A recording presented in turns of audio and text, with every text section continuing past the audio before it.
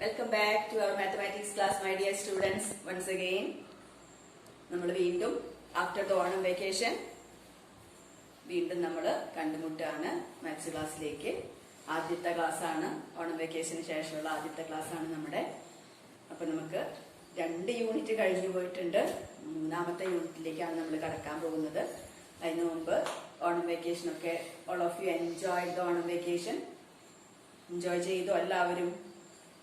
മുമ്പത്തെ പോലെ നമുക്ക് കൊറോണ കാലഘട്ടം ആയതുകൊണ്ട് പുറത്തേക്കൊന്നും ഔട്ടിങ്ങിനോ വീടുകളിലേക്ക് ബന്ധുഗൃഹങ്ങളിലേക്കൊന്നും പോകാൻ സാധിച്ചിട്ടുണ്ടാവില്ല. കൊറോണ ആയിരുന്നു അല്ലെ നമുക്ക് ഇത്തവണത്തേത്. അപ്പൊ അടുത്ത പ്രാവശ്യം നമുക്ക് ഇതിനെല്ലാം പകരം കിട്ടാം അല്ലെ. അടിച്ചു പൊളിച്ച് അടുത്ത കൊല്ലത്തെ ഓണം നമുക്ക് ആഘോഷിക്കാം. അപ്പൊ ഇത്തവണ എല്ലാവരും ഒരുപോലെ തന്നെ ആഘോഷിച്ചു. അങ്ങനെ പ്രത്യേകിച്ച് പുറത്തേക്കൊന്നും പോവാതെ വീട്ടിനുള്ളിൽ ഇരുന്ന് തന്നെയുള്ള ഓണാഘോഷമായിരുന്നു. അതുപോലെ തന്നെയായിരുന്നു നമ്മുടെ സ്കൂളിലെ ഓൺലൈൻ ഓണാഘോഷ പരിപാടി. സ്കൂളിൽ വന്ന് നമ്മൾ പൂക്കളൊക്കെ ഇട്ടിട്ട് കാര്യങ്ങളൊക്കെ ചെയ്യുന്ന മത്സരങ്ങളൊക്കെ നടത്താറുണ്ട്. അങ്ങനെ ലാസ്റ്റ് ഡേ, എക്സാം കഴിഞ്ഞ് ലാസ്റ്റ് ഡേ നമ്മൾ ഓണാഘോഷം നടത്താറുണ്ട്. ഇത്തവണ നമുക്കത് സാധിച്ചിട്ടില്ല. അതിന് പകരം നമ്മൾ ഓൺലൈനായിട്ട് നമ്മൾ വീടുകളിൽ ഇരുന്നുകൊണ്ട് ഫാമിലിയോടൊപ്പം ഇരുന്നുകൊണ്ട് പല പരിപാടികളും നമ്മൾ ആസൂത്രണം ചെയ്ത് അത് ക്ലാസ് ഗ്രൂപ്പിലേക്ക് സെൻഡ് ചെയ്ത് സമ്മാനമൊക്കെ കിട്ടിയിട്ടുണ്ടാവും. പലർക്കും പലരുടെ പേരുകൾ അതിൽ കണ്ടു. ആർക്കൊക്കെ കിട്ടിയെന്നുള്ളത് ഇപ്പൊ മനസ്സിലായിട്ടില്ല ടീച്ചർക്ക്. ഇതിൽ സമ്മാനം കൊടുക്കുന്ന സമയത്ത് നമുക്കത് അറിയാൻ പറ്റും. സ്കൂൾ തുറന്നിട്ട് സമ്മാനമൊക്കെ കൊടുക്കലുണ്ടാവും. Anyway, congrats for the winners. ഓണാഘോഷ പരിപാടിയിൽ സമ്മാനം കിട്ടിയ എല്ലാവർക്കും അഭിനന്ദനങ്ങൾ. ഓക്കെ, അപ്പൊ നമുക്ക് ഇനി നമ്മുടെ ക്ലാസ്സിലേക്ക് കടക്കാം. ആഴ്ചയിൽ ഒരു ക്ലാസ് വീതം ഉള്ളത് കൊണ്ട് പോർഷൻസ് അങ്ങോട്ട് നമുക്ക് നീങ്ങില്ല. മാത്സ് ആയതുകൊണ്ട് പ്രത്യേകിച്ച് മറ്റുള്ള വിഷയം പോലെയല്ല 1, 2, 3 പ്രോബ്ലംസേ നമുക്ക് ഒരു ദിവസം ഒരു ക്ലാസ്സിൽ ചെയ്യാൻ പറ്റുള്ളൂ. പിന്നെ അടുത്ത ആഴ്ച വേണം അടുത്ത ക്ലാസ് കിട്ടാൻ. അപ്പോൾ വല്ലാത്തൊരു ഗ്യാപ്പ് വരും നമുക്ക്. അപ്പൊ മാക്സിമം സമയം നമ്മൾ യൂസ് ചെയ്യാം. അതുപോലെ നിങ്ങളും വർക്കൗട്ട് ചെയ്യാം കേട്ടോ. എല്ലാ പ്രോബ്ലവും 1 by 1 ആയിട്ട് മാക്സിമം ചെയ്യാൻ ശ്രമിക്കാം. ചെയ്യാത്തത് ഉണ്ടെങ്കിൽ നിങ്ങൾ വർക്കൗട്ട് ചെയ്യാം കേട്ടോ. എന്നിട്ട് ഡൗട്ട് ഉണ്ടെങ്കിൽ ടീച്ചറോട് ചോദിക്കാം. അപ്പൊ നമുക്ക് 3ാമത്തെ ചാപ്റ്ററിലേക്ക് കടക്കല്ലേ. നമ്മൾ എല്ലാവരും റെഡി അല്ലേ? കേൾക്കാനും കാണാനും ഗ്രഹിക്കാനും മനസ്സിലാക്കാനും ഒക്കെ ആയിട്ട്. ഓക്കെ, അപ്പൊ നമുക്ക് 3rd യൂണിറ്റിലേക്ക് കടക്കാം. Unit name is pairs of equations. Pairs of equations എന്ന് കേൾക്കുമ്പോൾ 8th സ്റ്റാൻഡേർഡിൽ നമ്മൾ ഇക്വേഷൻസ് എന്നൊരു ചാപ്റ്റർ പഠിച്ചിട്ടുണ്ട് ഇല്ലേ? ഇക്വേഷൻസ് എന്നൊരു ചാപ്റ്ററിൽ നമ്മൾ കാര്യങ്ങളൊക്കെ ഗ്രഹിച്ചിട്ടുണ്ട്. പഠിച്ചിട്ടാണ് പോകുന്നത്. പഠിച്ചു കാണുമെന്ന് വിചാരിക്കണം. ഓർമ്മയുണ്ടാവില്ലെങ്കിൽ നമുക്ക് വഴിയെ ഓർത്തെടുക്കാം. അതിന്റെ കണ്ടിന്യൂഷൻ ആയിട്ടാണ്. ഒരു ക്ലാസ് കൂടുമ്പോൾ അതിനനുസരിച്ച് കപ്പാസിറ്റി കൂടണം അല്ലെ, നമ്മുടെ ലെവല് കൂടണം. അപ്പൊ അതിനനുസരിച്ചുള്ള ഒരു ചാപ്റ്ററാണ്. അതിന്റെ കണ്ടിന്യൂഷൻ ആയിട്ടുള്ള ഒരു ചാപ്റ്ററാണ് നമ്മളിവിടെ 9th പെയേഴ്സ് ഓഫ് ഇക്വേഷൻസ് എന്ന് പറഞ്ഞ് പഠിക്കുന്നത്. അപ്പൊ അവിടെ 8th നമ്മൾ ഇക്വേഷൻസിൽ ഓൾജിബ്ര ഒക്കെ യൂസ് ചെയ്തിട്ടാണ് നമ്മൾ ഇക്വേഷൻ ഒക്കെ പഠിച്ചത് അല്ലെ. അത് തന്നെയാണ് ഇവിടെയും വരുന്നത്. കുറച്ചും കൂടി ഡീപ്പായിട്ട് വരുന്നത് മാത്രമേ ഉള്ളൂ. ഇവിടെയും നമ്മൾ ഓൾജിബ്ര യൂസ് ചെയ്തിട്ട് തന്നെയാണ് ഇക്വേഷൻ ഒക്കെ ഫോം ചെയ്തിട്ടാണ് കണ്ടുപിടിക്കുന്നത്. ഓരോ പ്രോബ്ലം ഓൾജിബ്ര യൂസ് ചെയ്ത് കണ്ടുപിടിക്കുന്നു. അപ്പൊ അതിൽ first section mental math and algebra എന്നുള്ള ഫസ്റ്റ് സെക്ഷൻ ആണ് നമ്മളിവിടെ ഡിസ്കസ് ചെയ്യുന്നത്. Mental math and algebra. ഒരു പ്രോബ്ലം തന്നു കഴിഞ്ഞാൽ അത് നമുക്ക് ഓൾജിബ്രോ മറ്റൊരു രീതി ഉപയോഗിക്കാതെ തന്നെ മനസ്സിൽ കണക്ക് കൂട്ടി കണ്ടുപിടിക്കാൻ പറ്റുന്ന രീതിയിലുള്ള കണക്കുകൾ, അതിനെയാണ് മെന്റൽ മാത്ത് എന്ന് പറയുന്നത്. പെട്ടെന്ന് കണ്ടുപിടിക്കാൻ പറ്റണം. ആലോചിച്ച് ചിന്തിച്ച് നമുക്കത് പെട്ടെന്ന് കണ്ടുപിടിക്കാൻ സാധിക്കും. ചെയ്തു നോക്കാതെ തന്നെ പെട്ടെന്ന് മനസ്സുകൊണ്ട് കാൽക്കുലേറ്റ് ചെയ്ത് അത് ഉത്തരത്തിലേക്ക് എത്താൻ സാധിക്കും. അങ്ങനെയാണ് ആദ്യത്തെ സെക്ഷൻ. അതേ കണക്ക് തന്നെ, ആ മെന്റൽ മാത്ത് തന്നെ നമുക്ക് ഓൾജിബ്ര യൂസ് ചെയ്തും ചെയ്യാം. ഒരു പ്രോബ്ലം നമുക്ക് സോൾവ് ചെയ്യാനായിട്ട് പല മെത്തേഡ് ഉണ്ട്, സെവറൽ വേസ് ഉണ്ട് നമുക്ക് അല്ലെ, മെനി വേസ് ഉണ്ട് ഒരു പ്രോബ്ലം സോൾവ് ചെയ്യാൻ. മാത്സിലാണ് അങ്ങനെ ചെയ്യാൻ പറ്റുന്നത്. പല രീതിയിൽ ചെയ്താലും ആൻസർ ഒന്നാണെങ്കിൽ നമുക്ക് മാർക്ക് കിട്ടാൻ യാതൊരു ബുദ്ധിമുട്ടുമില്ല. പക്ഷെ സ്റ്റെപ്പുകളൊക്കെ ക്ലിയർ ആയിട്ട് ഫൈനൽ ആൻസർ സെയിം ആയിരിക്കാം. മാത്സിൽ നമുക്ക് പല വഴിക്കൂടെ നമുക്ക് ആൻസറിലേക്ക് എത്താൻ സാധിക്കും. അപ്പോൾ അതാണ് ടീച്ചർ പറഞ്ഞ മെന്റൽ മാത്ത് ആണെങ്കിലും ഓൾജിബ്ര യൂസ് ചെയ്തിട്ടാണെങ്കിലും നമുക്ക് പ്രോബ്ലം സോൾവ് ചെയ്യാൻ സാധിക്കും. അപ്പൊ അതിൽ അങ്ങനെയുള്ള ഒരു പ്രോബ്ലം നമ്മൾ 8th സ്റ്റാൻഡേർഡിലൊക്കെ പഠിച്ചിട്ടുള്ള ആ ഒരു പ്രോബ്ലം ഓർമ്മിപ്പിക്കാൻ വേണ്ടിയിട്ട് ഒരു പ്രോബ്ലം ആണ് ഇവിടെ ബോർഡിൽ കൊടുത്തിരിക്കുന്നത്. Look board. There are 100 beads in a box. Bead എന്ന് പറഞ്ഞാൽ എന്താ? മുത്തുകൾ അല്ലെ. 100 മുത്തുകളാണ് ഒരു ബോക്സിൽ. There are how many beads? 100 beads in a box. Some black and some white. കുറച്ചെണ്ണം ബ്ലാക്ക് ഉണ്ട്, കുറച്ചെണ്ണം വൈറ്റും ഉണ്ട്. ഇനി ആ ബ്ലാക്കും വൈറ്റും തമ്മിലുള്ള റിലേഷൻ ബ്ലാക്കിന്റെ എത്രയാണ് വൈറ്റ് അല്ലെങ്കിൽ വൈറ്റിന്റെ എത്രയാണ് ബ്ലാക്ക്, അത് തമ്മിലുള്ള റിലേഷൻ കാണാനായിട്ട് ഒരു കണ്ടീഷൻ തന്നിട്ടുണ്ട്. 10 more black than white. 10 more black. Black 10 കൂടുതലാണ് ആരേക്കാൾ? വൈറ്റിനേക്കാൾ. than white. വൈറ്റിനേക്കാൾ 10 കൂടുതലാണ് ആരുടെ എണ്ണം? ബ്ലാക്ക് ബീഡ്സിന്റെ number. Then you want to find how many black beads are there and how many white beads are there in the box. ആ ബോക്സിൽ എത്ര white Bede ഉണ്ട്, എത്ര ബ്ലാക്ക് ബീഡ് ഉണ്ട് എന്നുള്ളതാണ് നമ്മുടെ ചോദ്യം. മെന്റൽ മാത്ത് ആയിട്ട് നമുക്ക് പെട്ടെന്ന് പറയാൻ പറ്റും. അങ്ങനെയുള്ള ഒരു പ്രോബ്ലം ആണിത്. ഇനി അത് നമുക്ക് ആൾജിബ്ര യൂസ് ചെയ്ത് ചെയ്യാം, അല്ലാത്ത രീതിയിൽ ചെയ്യാം, എങ്ങനെയൊക്കെ വേണമെങ്കിലും ചെയ്യാം. ടീച്ചർ നേരത്തെ പറഞ്ഞു we can do this in several ways. One method is mental math, other method is algebra. Mental math ഒക്കെ ആയിട്ട് ചെയ്യാം. ഇവിടെ നമ്മൾ algebra യൂസ് ചെയ്ത് ചെയ്യാൻ പോവാണ്. കാരണം ഇനിയുള്ള പ്രോബ്ലംസിലൊക്കെ നമ്മൾ എന്ത് യൂസ് ചെയ്യുന്നു? algebra ആണ് യൂസ് ചെയ്യുന്നത്. അപ്പോൾ ഫസ്റ്റ് പ്രോബ്ലം തൊട്ട് നമുക്ക് അവിടെ algebra യൂസ് ചെയ്ത് തുടങ്ങാം. algebra means representing the quantity with a variable. Variable ഉപയോഗിച്ച് ഒരു ക്വാണ്ടിറ്റിയെ റെപ്രസെന്റ് ചെയ്യുന്നതാണ് algebra എന്ന് പറയുന്നത്. ഓക്കെ, അപ്പൊ വേരിയബിൾ എന്ന് പറയുമ്പോൾ നമുക്ക് എ മുതൽ ഇംഗ്ലീഷ് ആൽഫബറ്റിന്റെ എ മുതൽ സെഡ് വരെ ഏത് ലെറ്റർ വേണമെങ്കിലും നമുക്ക് വേരിയബിൾ ആയിട്ട് ആ ക്വാണ്ടിറ്റിക്ക് കൊടുക്കാം. പക്ഷേ always we use X or Y or Z. എക്സോ വൈയോ സെഡോ ഒക്കെയാണ് നമ്മൾ ഓൾജിബ്രയ്ക്ക് വേരിയബിൾ ആയിട്ട് നമ്മൾ കൊടുക്കുന്നത്. ഓക്കെ, അപ്പൊ ഇവിടെ നമുക്ക് ഈ പ്രോബ്ലത്തിലേക്ക് കടക്കാം. 100 ബീഡ്സ് ടോട്ടൽ ആണ് ആ ബോക്സിലുള്ളത്. അപ്പൊ ബ്ലാക്കും വൈറ്റുമാണ് നമുക്ക് കണ്ടുപിടിക്കേണ്ടത്. എന്താണോ കണ്ടുപിടിക്കേണ്ടത് അതിൽ ഒരാളെ അല്ലെങ്കിൽ 2 പേരെ നമ്മൾ വേരിയബിൾ ആയിട്ട് റെപ്രസെന്റ് ചെയ്യാം. കണ്ടുപിടിക്കേണ്ടത് ബ്ലാക്കും വൈറ്റും ആണ്. കൃത്യമായിട്ട് നമുക്ക് പെട്ടെന്ന് പറയാൻ പറ്റാത്തതുകൊണ്ട് ഒരാളെ നമ്മൾ വേരിയബിൾ ആയിട്ട് റെപ്രസെന്റ് ചെയ്യാം. അത് ആരെ കൊടുക്കണം എന്നറിയാൻ നമുക്ക് തന്നിരിക്കുന്ന കണ്ടീഷൻ നോക്കാം. 10 more black than white. വൈറ്റിനേക്കാൾ 10 കൂടുതലാണ് ബ്ലാക്ക്. വൈറ്റ് എത്രയാണ് എന്നറിഞ്ഞാൽ അതിന്റെ കൂടെ 10 ആഡ് ചെയ്താൽ നമുക്ക് എന്തിലേക്ക് എത്താം? ബ്ലാക്കിലേക്ക് എത്താം അല്ലേ? വൈറ്റ് എത്രയാണോ പ്ലസ് 10 ചെയ്താൽ ആ നമ്പർ ആരുടെയാണ്? ബ്ലാക്കിന്റെയാണ്. അപ്പൊ വൈറ്റിനെയാണ് നമ്മൾ എന്ത് കൊടുത്ത് റെപ്രസെന്റ് ചെയ്യേണ്ടത്? വേരിയബിൾ കൊടുത്ത് റെപ്രസെന്റ് ചെയ്യേണ്ടത്. Number of white beads can be taken as x, variable x. White Bede അറിഞ്ഞാൽ അതിന്റെ കൂടെ 10 കൂട്ടി ആരെ കിട്ടും? ബ്ലാക്ക് ബീഡ് കിട്ടും. അപ്പൊ ബ്ലാക്ക് ബീഡ് എത്രയായിരിക്കും? Number of black beads equal to 10 more black than white. വൈറ്റിനേക്കാൾ 10 കൂടുതൽ. അപ്പൊ വൈറ്റ് എത്രയാണ് എത്തിയിരിക്കുന്നത് നമ്മുടെ വേരിയബിൾ ആയിട്ട്? x. അതിനേക്കാൾ 10 കൂടുതൽ എന്ന് പറയുമ്പോൾ x plus 10. Therefore, number of white beads x, number of black beads x plus 10. ഇത് രണ്ടും കൂടി ചേർന്നതാണ് ആ ബോക്സിലുള്ള total number of beads. Right? ഈ number of white plus number of black equal to 100 beads total in the box. Therefore, we can write this as in an equation form. So, can we write this in equation form? Number of white beads x plus number of black beads x plus 10 together gives how much? 100. Right? 100. Now we got an equation. How can you understand it is an equation? Because in that an equal sign word. ആ സ്റ്റേറ്റ്മെന്റിൽ ആ mathematical സ്റ്റേറ്റ്മെന്റിൽ ഒരു equal sign കണ്ടാൽ ആ statement ആരാണ്? Equation ആണ്. വേരിയബിളിന്റെ ഒരു equation ആണ് ഇവിടെ കൊടുത്തിരിക്കുന്നത്. അപ്പൊ നമുക്ക് ഈ തന്നിരിക്കുന്ന ഈ ക്വസ്റ്റിനെ നമ്മൾ ഒരു ഇക്വേഷൻ ഫോമിൽ റെപ്രസെന്റ് ചെയ്യും. ഇനി ആ ഇക്വേഷൻ നമ്മൾ സോൾവ് ചെയ്യാം, എക്സിന്റെ വാല്യൂ കണ്ടുപിടിക്കാം. സോൾവിംഗ് ഒക്കെ നമുക്ക് അറിയാവുന്ന കാര്യമാണ് അല്ലെ? നമ്മൾ ആൾജിബ്ര ഒക്കെ പഠിച്ചിട്ട് സോൾവ് ചെയ്യാനായിട്ട് ആഡ് ചെയ്യാൻ സബ്ട്രാക്ട് ചെയ്യാനൊക്കെ ആൾജിബ്ര നമ്മൾ പഠിച്ചിട്ടുണ്ട്. അപ്പൊ ഇത് സോൾവ് ചെയ്തിട്ട് നിന്ന് ആ വേരിയബിളിന്റെ വാല്യൂ, വേരിയബിളായ എക്സിന്റെ വാല്യൂ കണ്ടുപിടിച്ചാൽ ആൻസർ ആയി കഴിഞ്ഞു. അത്രേ ഉള്ളൂ. ഇനി ഇവിടെ എന്ത് ചെയ്യാം? X plus x, how much? 2x plus 10 equal to what? 100.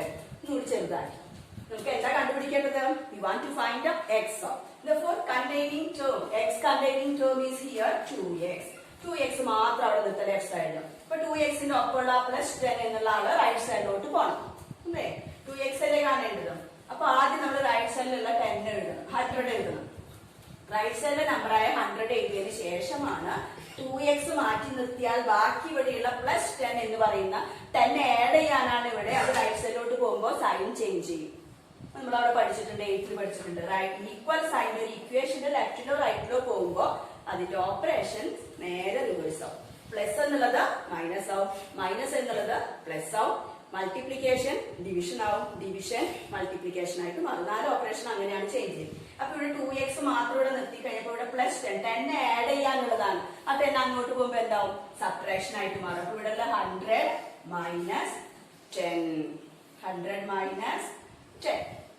That is 2x equal to 100 minus 10, how much? 90. That you know. Therefore, we got 2x equal to 90. Therefore, x equal to what? x മാത്രം ഇവിടെ നിന്ന് നിർത്താം. അപ്പൊ എക്സിന്റെ കൂടെ ഇവിടെ ആരുണ്ട്? 2 ഉണ്ട്. അപ്പൊ റൈറ്റ് സൈഡിലുള്ള നമ്പർ ആണ് നമ്മൾ ആദ്യം എഴുതാം. എപ്പോഴും ഈക്വൽ ഇക്വേഷന്റെ റൈറ്റ് സൈഡിലുള്ള നമ്പർ ഈക്വൽ സൈഡ് റൈറ്റ് സൈഡിലുള്ള നമ്പർ ആദ്യം എഴുതിയിട്ട് ഇവിടെ എക്സ് ഇവിടെ നിർത്തുമ്പോൾ എക്സിന്റെ കൂടെ ഇവിടെ 2 എന്ത് ചെയ്യാനുള്ളതാണ്? 2x എന്ന് പറഞ്ഞാൽ 2 into x. Right? 2x means 2 into x. അപ്പോൾ ഇവിടെ മൾട്ടിപ്ലിക്കേഷൻ ആണ് അവിടുത്തെ operation. That 2 goes to the right side as that operation will change as division. 2 into x. അപ്പൊ x മാത്രമേ നമുക്ക് കണ്ടുപിടിക്കേണ്ടൂ. അപ്പൊ 2 എന്ന് പറയുന്ന നമ്പറെ നമുക്ക് അങ്ങോട്ട് എടുക്കണം, റൈറ്റിലോട്ട് എടുക്കണം. അപ്പൊ റൈറ്റിലോട്ട് എടുക്കുമ്പോൾ ഇവിടെ ഓപ്പറേഷൻ എന്താന്ന് നോക്കണം? 2 into ആണ് ഓപ്പറേഷൻ, മൾട്ടിപ്ലിക്കേഷൻ ആണ്. That change as division. 90/2. 90/2 is how much? 45. Okay? 45. Now you got x as 45. What is x? What we take as x? Number of white beads as x. x എന്ന് പറയുന്നത് നമ്മൾ എന്തായിട്ട് എടുത്തത്? White beads ആണ്. അപ്പൊ അതിൽ ഒരു ക്വസ്റ്റ്യന്റെ ആൻസർ നമുക്ക് കിട്ടിക്കഴിഞ്ഞു. How many white beads are there?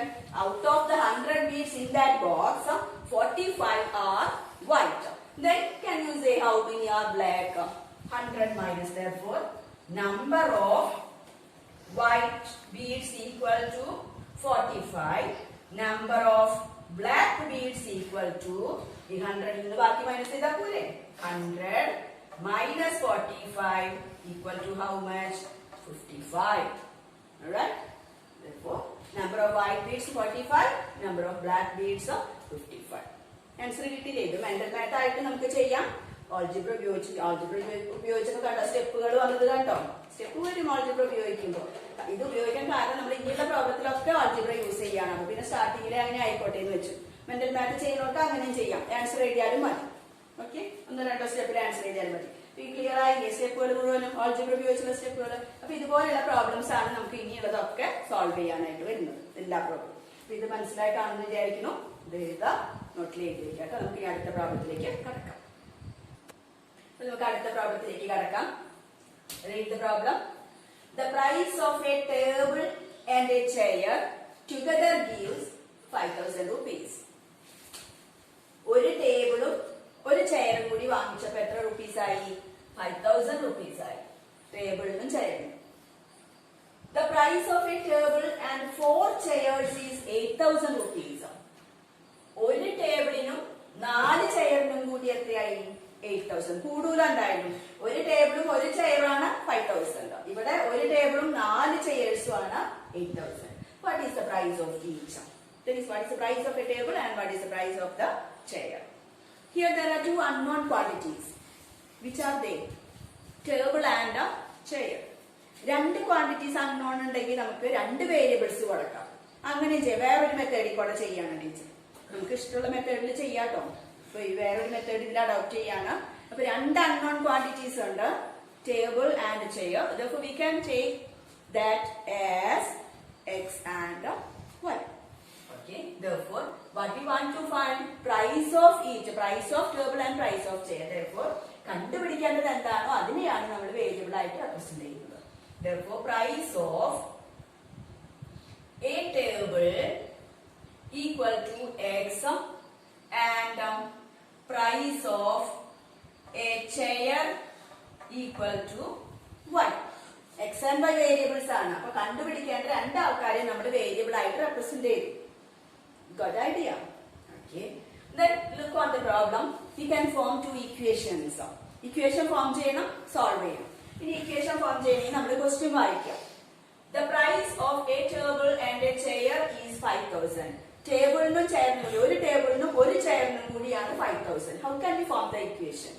Price of a table x plus 1 chair y together is 5,000. Right? X plus y is equal to 5,000. Then next equation, രണ്ട് unknown quantities ഉണ്ടെങ്കിൽ രണ്ട് equation എന്തായാലും അവിടെ ഉണ്ടാവണം സോൾവ് ചെയ്യാനായിട്ട്. അല്ലാതെയും ചെയ്യാം. ഈ ഇക്വേഷൻ ഫോം ചെയ്യണമെങ്കിൽ അൺനോൺ ക്വാണ്ടിറ്റിക്ക് അനുസരിച്ചുള്ള ഇക്വേഷൻ ഫോം ചെയ്യാം. Second condition, the price of a table, ഒരു ടേബിൾ ഒരെണ്ണം എക്സാം ആൻഡ് 4 ചെയേഴ്സ്, ഒരു ചെയറിന് y, 4 ചെയേഴ്സിനോ 4y is equal to how much? 8,000. Now you got two equations containing two variables x and y. You solve it, find x and y, find the values of table and chair. എങ്ങനെ solve ചെയ്യാൻ നമുക്കിത് നോക്കാം. രണ്ട് equations ആണെങ്കിൽ പല method ഉണ്ട് solve ചെയ്യാനായിട്ട്. ഒരു മെത്തേഡ് ടീച്ചറോട് ചെയ്യണം. From the first one, x plus y is equal to 5,000. From that, what is x? Take out one variable from the first equation.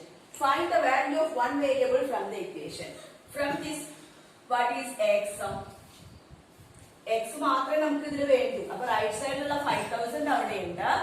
5,000 plus y goes to the right side as minus y. This implies ഇതിൽ നിന്ന് first equation ആയ x plus y is equal to 5,000 ൽ നിന്ന് what we get? x equal to 5,000 minus y. We want to put this value of x in the second equation instead of x. Second equation ഇതില് x ന് പകരം നമ്മൾ എന്ത് കൊടുക്കുന്നു? Instead of x we can write 5,000 minus y because the value of x is 5,000 minus y. From what did you get this value of x? From the first one. First one ൽ നിന്ന് x ന്റെ value നമ്മൾ 5,000 minus y എന്ന് എഴുതി. ഇനി അത് second ഇക്വേഷന്റെ x ന്റെ പ്ലേസിൽ നമ്മൾ സബ്സ്റ്റിറ്റ്യൂട്ട് ചെയ്യുന്നു. So we get instead of x what we write? 5,000 minus y, that is x, plus what? 4y equal to how much? 8,000. Second equation നമ്മൾ ഇങ്ങനെയാക്കി മാറ്റി. Now verify how many variables are there in this equation, in the new equation? Only one, that is y. x goes, x പോയി. x നെ മാറ്റി നമ്മൾ y ലുള്ള ഒരു ഒറ്റ equation ആക്കിയിട്ട് മാറ്റി. ഇനി ഇത് സോൾവ് ചെയ്താൽ നമുക്ക് പെട്ടെന്ന് y യുടെ വാല്യൂ കിട്ടും അല്ലേ? അപ്പൊ രണ്ട് ഇക്വേഷൻ, രണ്ട് വേരിയബിൾ ഉള്ള രണ്ട് ഇക്വേഷനിൽ നിന്ന് നമ്മൾ ഒരു വേരിയബിൾ ഉള്ള ഒരൊറ്റ ഇക്വേഷൻ ആക്കി അതിനെ മാറ്റി. ക്ലിയർ ആയി ചെയ്തത്? ഇനി ഇത് സോൾവ് ചെയ്യാൻ നമുക്ക് എളുപ്പമല്ലേ? ഇത് എത്ര വരും? 5,000 minus y plus 4y. 8ലേക്ക് പോണം. അതാണ് നമ്മൾ അവിടെ പഠിക്കണം എന്ന് പറയുന്നത്. അവിടെ പഠിപ്പിച്ചു തരുമ്പോ നമ്മൾ ശ്രദ്ധിച്ചാല് ഹയർ ക്ലാസ്സിൽ അത് യൂസ് ചെയ്യുമ്പോ പെട്ടെന്ന് ഓർമ്മ വരുള്ളൂ. കണ്ടോ? ഓപ്പോസിറ്റ് നമ്പേഴ്സ്, ഓപ്പോസിറ്റ് സൈൻസ് വരുമ്പോ ആഡ് ചെയ്യുമ്പോ നമ്മൾ എന്താ അവിടെ പഠിച്ചിരിക്കുന്നത്?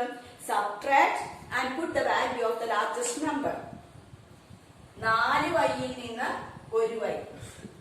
ഓപ്പോസിറ്റ് അല്ലേ? വൈയുടെ ഇവിടെ മൈനസ് ആണ്, ഇവിടെ 4y പ്ലസ് ആണ്. അപ്പൊ ഓപ്പോസിറ്റ് സൈൻ വന്നാൽ നമ്മൾ സബ്ട്രാക്ട് ചെയ്യും. ഇപ്പൊ 4y ൽ നിന്ന് എത്ര y ഉണ്ട് ഇവിടെ? 1y. 1y കുറയ്ക്കുമ്പോ എന്ത് വരും? 3y. ഇനി സൈൻ കൊടുക്കണം. പ്ലസ് ആണോ മൈനസ് ആണോ? Put sign of the largest number. ഇതിൽ ഏതാ ലാർജസ്റ്റ് നമ്പർ? 4y ആണോ 1y ആണോ? 4y. 4yയുടെ സൈൻ എന്താ? പോസിറ്റീവ്. അപ്പൊ നമ്മളിവിടെ എന്ത് കൊടുക്കണം? Plus 5,000 plus 3y. ഇത് ഇനിയും പിടികിട്ടാത്തവര് 8ലെ സമയം ധാരാളം ഉണ്ട്. 8ലെ പഴയ മാത്സ് ടെക്സ്റ്റ് ബുക്ക് നോക്കിയിട്ട് ആ ഇക്വേഷനുള്ള ചാപ്റ്റർ ഒക്കെ നോക്കി മനസ്സിലാക്കാം. Equal to 8,000.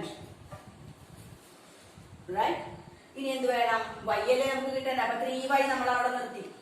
3y equal to right സൈഡിലുള്ള നമ്പർ നമ്മൾ ആദ്യം എഴുതി 8,000. 3y മാത്രം ഇവിടെ നിർത്തുമ്പോൾ 5,000 അങ്ങോട്ട് പോകണം. 5,000 is plus. It goes to the right side as minus. Minus 5,000. Teacher ഈ ക്വാളിറ്റി ഒന്ന് മാറ്റിട്ടെ കേട്ടോ. പ്രോബ്ലം ഒന്ന് മാറ്റിട്ടെ. 3y equal to, now we got 8,000 minus 5,000, how much? 3,000. Right? Therefore, what is y? Y equal to, right side number ആദ്യം എഴുതി 3,000. y ഇവിടെ നിർത്തുമ്പോ ഒപ്പം ആരുണ്ട്? 3. 3 is to be multiplied here. It goes to the right side as division. Operation change ചെയ്തു. By 3. How much you will get? 1,000. Now you got the value of y as 1,000. What is y? What we take as y? The price of a chair equal to y. Therefore, you got the price of a chair equal to 1000 rupees. Got the idea? Okay. Now we have the equation x plus y is equal to 5000. Two equations are there. And x plus 4y is equal to 8000. Now we got the price of a chair equal to 1000. Then what will be the price of a table? Table and chair കൂടിയാണ് 5000. അതില് chair 1000 ആണെങ്കിൽ ടേബിളിന്റെ cost എന്താവും? 1000 plus what? 5000 4000. Right? Therefore അല്ലെങ്കിൽ ഈ y-യുടെ value നമ്മൾ ഇതിന് കൊടുക്കുക. x plus y is equal to 5000 എന്നുള്ള ഈ ഇക്വേഷനില് price of a chair y എന്ന് പറയുന്ന ആൾ 1000 കൊടുക്കുക. x പ്ലസ് y-യുടെ പ്ലേസിൽ നമുക്ക് 1000 കൊടുക്കാം equal to 5000. x equal to 5000 എന്ത് വരും? പ്ലസ് 1000 അങ്ങോട്ട് പോകുമ്പോൾ മൈനസ് 1000 ആവും equal to 4000. What is x?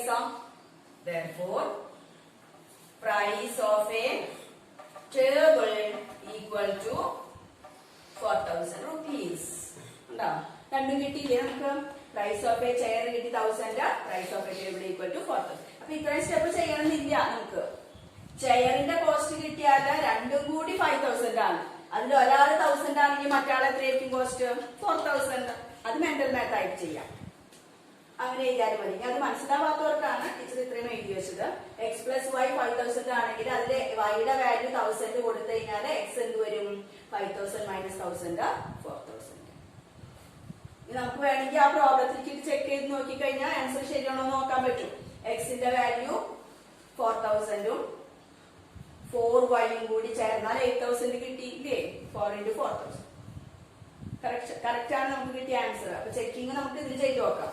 ഈ എക്സിന്റെ വൈയുടെ വാല്യൂ കിട്ടിയാൽ ചെക്ക് ചെയ്യാനായിട്ട് ഇക്വേഷനിൽ കൊടുത്തു നോക്കിയാൽ മതി. റൈറ്റ് സൈഡ് കറക്റ്റ് ആയിട്ട് കിട്ടുന്നുണ്ടോ നോക്കിയാൽ ചെക്കിങ് നോക്കിയേ കറക്റ്റ് ആയി. അപ്പൊ ഇതുപോലെ നമ്മള് പ്രോബ്ലംസ് ചെയ്യും. ഇത് വേറെ രീതിയിലും ചെയ്യാം. നമുക്ക് ഒറ്റ ഇക്വേഷൻ ആക്കിയിട്ട് ഫസ്റ്റിലെ തന്നെ ഒറ്റ ഇക്വേഷൻ ആക്കി മാറ്റിയിട്ടും അങ്ങനെ ചെയ്യാം. ഇതിപ്പോ രണ്ട് വേരിയബിൾ എടുത്ത് രണ്ട് ഇക്വേഷൻ ആക്കിയിട്ട് വീണ്ടും ഒന്നിലേക്ക് ആക്കി ചെയ്യും. ഇങ്ങനെ വേണമെങ്കിൽ പല മെത്തേഡ് ഉണ്ട്. അത് മുഴുവൻ ഇപ്പൊ ടീച്ചർ ഇവിടെ ആ മെത്തേഡുകൾ മുഴുവൻ എഴുതി കഴിഞ്ഞാൽ ആകെ കൺഫ്യൂഷൻ ആവും. അപ്പൊ ഒരു മെത്തേഡ് ഇവിടെ നിങ്ങൾക്ക് അറിയാവുന്ന വേറെ മെത്തേഡ് ഉണ്ടെങ്കിൽ അതുപോലെ ചെയ്യാം കേട്ടോ. ഫൈനൽ ആൻസർ എന്തായാലും ഇത് തന്നെയായിരിക്കും. എങ്ങനെ ചെയ്താലും ചെയറിന്റെ വാല്യൂ 1000ഉം ടേബിളിന്റെ വാല്യൂ 4000 ആയിരിക്കും. ഓക്കെ. അപ്പൊ നമുക്ക് അടുത്ത പ്രോബ്ലത്തിലേക്ക് കടക്കാം. ക്വസ്റ്റ്യൻ ലെങ്തി ആണ്.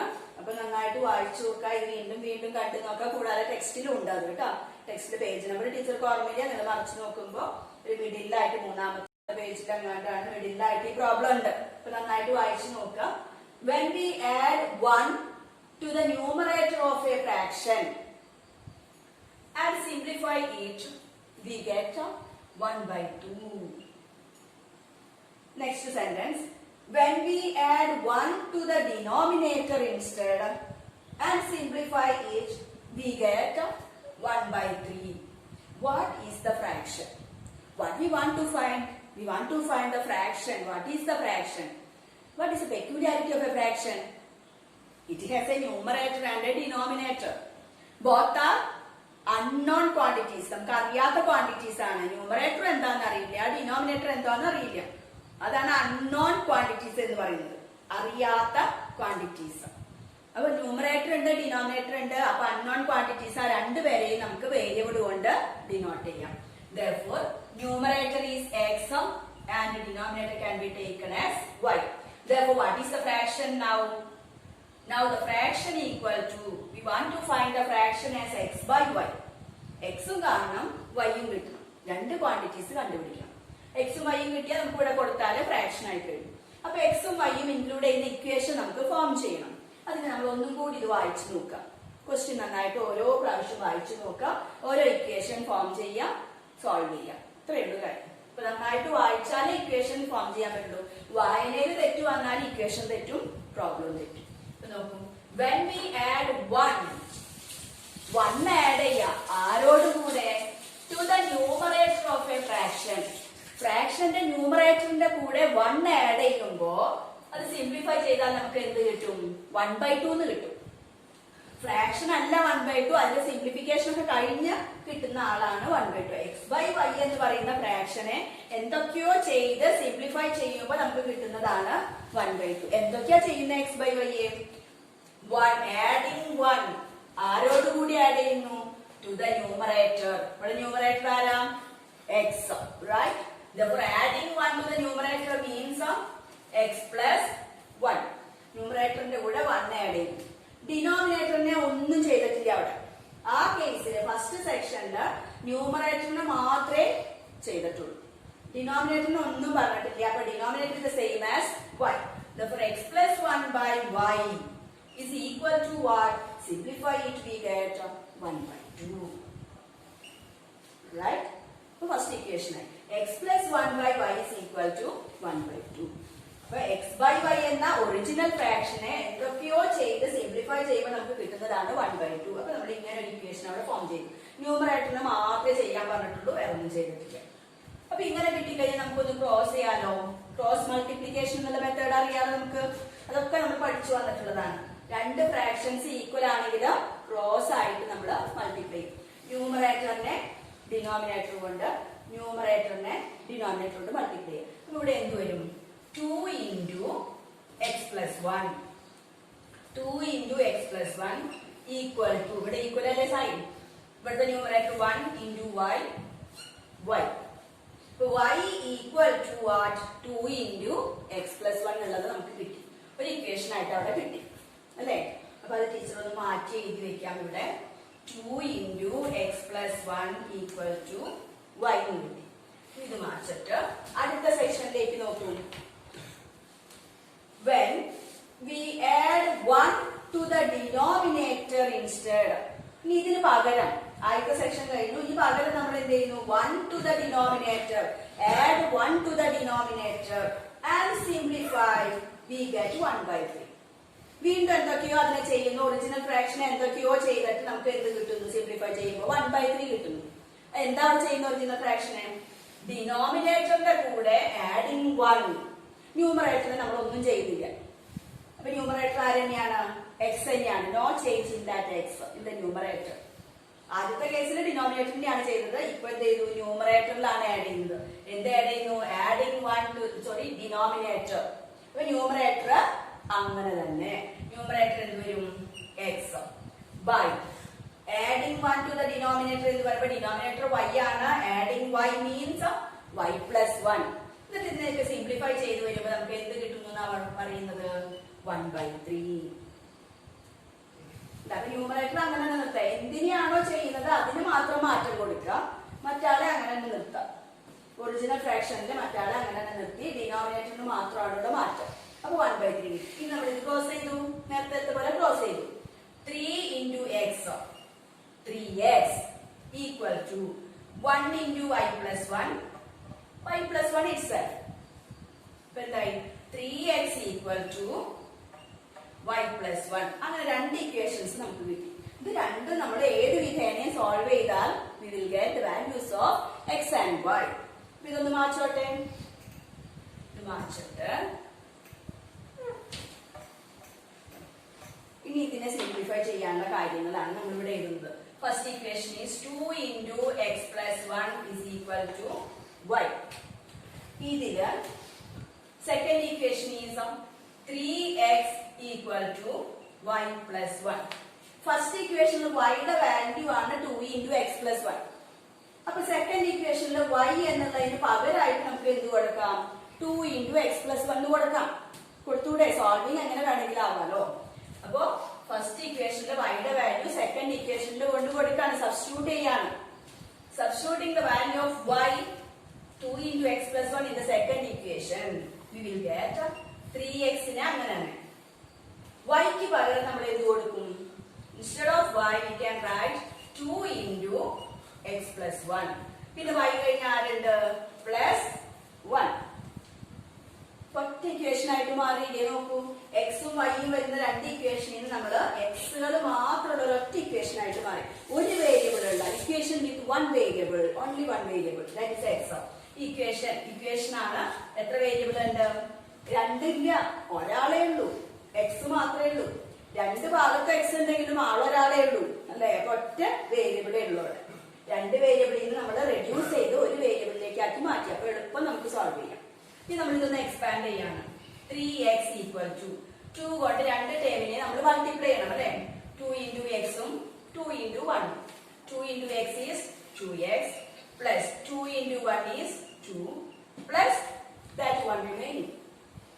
That is 3x equal to 2x is there plus 2 plus 1 is how much?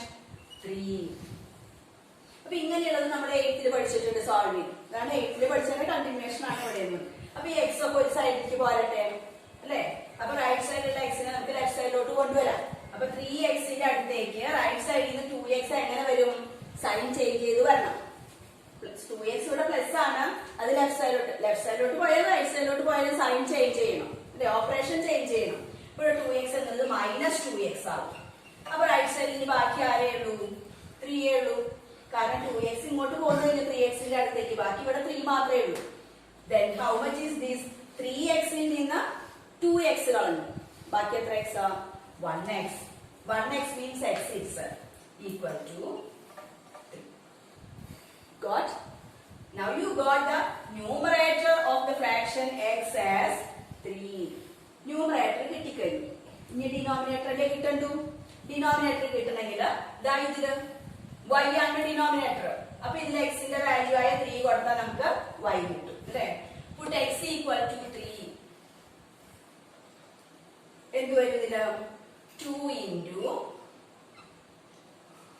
instead of x you can write 3 plus 1 equal to y. ഇതിലാണ് കൊടുക്കുന്നത്. The 2 into 3 plus 1 4 equal to y. 2 into 4 is 8 equal to y. Now you got the denominator y as 8. നമ്മളോട് എന്താ കാണാൻ പറഞ്ഞിരിക്കുന്നത്? Fraction ആണ് കാണാൻ പറഞ്ഞിരിക്കുന്നത് അല്ലെ. Therefore fraction equal to x by y equal to what is x?